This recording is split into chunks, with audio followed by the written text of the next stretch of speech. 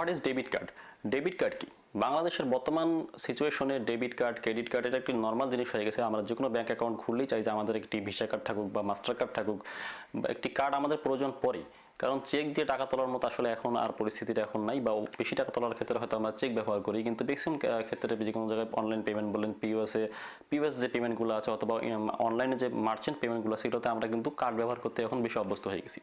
তো প্রথমে একটি ব্যাংক অ্যাকাউন্ট যখন আমরা খুলি তখন কিন্তু আমরা চিন্তা করি যে আমরা আসলে একটি কার্ড নেব, যেটাকে আমরা ডেবিট কার্ড বলে থাকি। আসলে আমরা কোন কার্ডটা নেব, আসলে ডেবিট কার্ডটা কি, এটা কিভাবে কাজ করে, এটা জানার জন্য আজকে আমাদের ভিডিও। তো হ্যালো বন্ধুরা, আপনারা দেখছেন টেক মাস্টার, আমি সাথে আছে আমি আজাদ।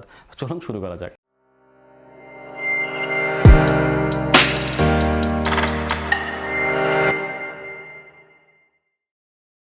প্রথমে আপনাদেরকে আমি যে জিনিসটা বলবো সেটা হচ্ছে ডেবিট কার্ড কি।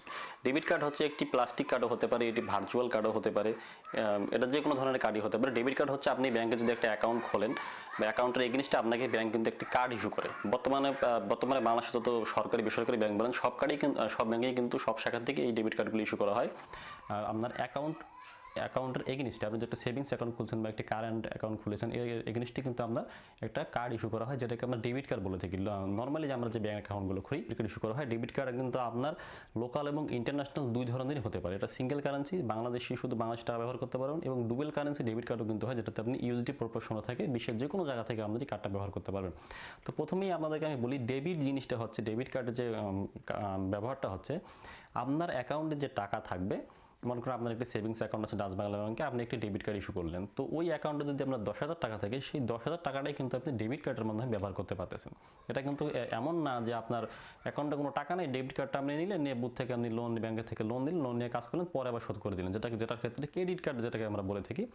এটা কিন্তু হচ্ছে ডেবিট কার্ড। আপনার অ্যাকাউন্টে যে টাকাটা থাকবে সেই টাকাটাই আপনি চেক দিয়ে তুলতেন, সেই টাকাটা এখন আপনি এই কার্ডের মাধ্যমে অনলাইনে পেমেন্ট বলেন বা এমনি এটিএম বুথ থেকে তোলা বলেন বা যে কোনো জায়গায় পেমেন্ট বলেন, সেই জিনিসটি আপনারা করতে পারবেন। সেটাকে আমরা বলতেছি ডেবিট কার্ড। তো এই ডেবিট কার্ড আপনার ভিসা হতে পারে, কিউ ক্যাশ হতে পারে, অথবা মাস্টার কার্ড, যে কোনো লগো প্ল্যাটফর্মে হতে পারে, এটা তো কোনো সমস্যা না। এখন অনেকে বলতে পারে, ভাই আমারটা তো হচ্ছে ভিসা কার্ড, আমারটা একটা ডেবিট কার্ড, আমারটা তো হচ্ছে ভাই মাস্টার কার্ড, এটাকে আমারটা ডেবিট কার্ড, অথবা ভাই আমি তো একটা ডেবিট কার্ড নেবো, আমি কি ভিসা কার্ড নিবো নাকি মাস্টার কার্ড নিবো নাকি কিউ ক্যাশ নিবো নাকি যেমন ডিবিবিএল এটিএম শপিং কার্ড দেয় সেই কার্ডটা নিবো।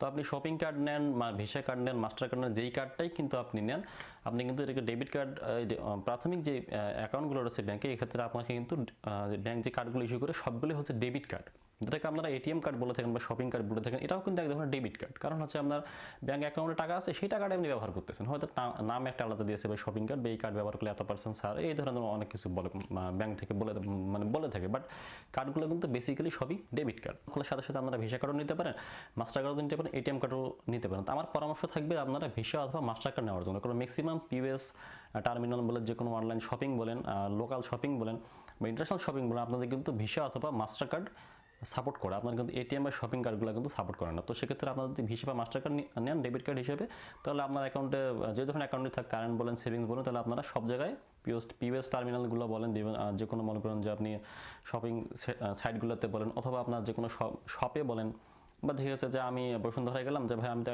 একটা জিনিস পারচেস করলাম, বাট আমারটা তো হচ্ছে ডেবিট কার্ড, আপনি নিয়ে গেলেন শপিং কার্ড। তো আপনি যখন স্ক্র্যাচ করবেন, তখন আপনার কার্ডটা কিন্তু অ্যাকসেপ্ট হবে না। বাট আপনারটা যেহেতু ভিসা বা মাস্টার কার্ড না, সেহেতু আপনার অ্যাকসেপ্ট হবে না। আর বড় বড় যে শপিং মলগুলো থাকে, বা বাংলাদেশে যেমন দারাজ বলেন, তারপর হচ্ছে আপনার বাগডুম বলেন, এই ধরনের সবগুলো শপিং সাইটে কিন্তু আপনার ভিসা বা মাস্টার কার্ড সাপোর্ট করে।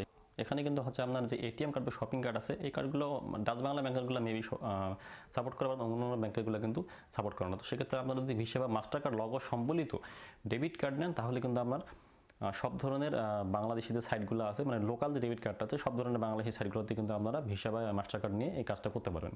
আর যদি আপনি ইন্টারন্যাশনাল ডেবিট কার্ড নিতে চান বা নেওয়ার ক্ষেত্রে, সেক্ষেত্রে আপনার আলাদা প্রসিডিউরে যেতে হবে। সেটা হচ্ছে আপনার আরবিএফসি অ্যাকাউন্ট থাকতে হবে, অথবা আপনার যে আরবিএফসি বা যে ফরেন কারেন্সি যে একটা অ্যাকাউন্ট রয়েছে, সেই অ্যাকাউন্টে আপনার ইউএসডি প্রপোর্শনটা চালু থাকতে হবে। তার এগেইনস্টে হচ্ছে আপনাকে ব্যাংক ডেবিট কার্ড ইস্যু করবে। নর্মালি আমরা ব্যাংকে যেসব অ্যাকাউন্ট খুলে থাকি, বা আমরা স্টুডেন্ট অ্যাকাউন্ট বলেন বা অন্য ধরনের অ্যাকাউন্ট বলেন, এই ধরনের অ্যাকাউন্টগুলোতে আমরা কিন্তু যে ডেবিট কার্ডগুলো পেয়ে থাকি, সেটা হচ্ছে আমরা লোকাল কারেন্সি, শুধু বাংলাদেশি যে টাকা ব্যবহার করার জন্য। তো এই ধরনের ডেবিট কার্ড আপনারা ব্যাংক থেকে আমরা প্রাথমিকভাবে ইস্যু করে দেয়। তো আপনারা, আমার পরামর্শ থাকবে, ব্যাংক থেকে কার্ড ইস্যু করার ক্ষেত্রে আপনারা অবশ্যই ভিসা অথবা মাস্টার কার্ড সংবলিত ডেবিট কার্ডটা ইস্যু করবেন বা নেবেন।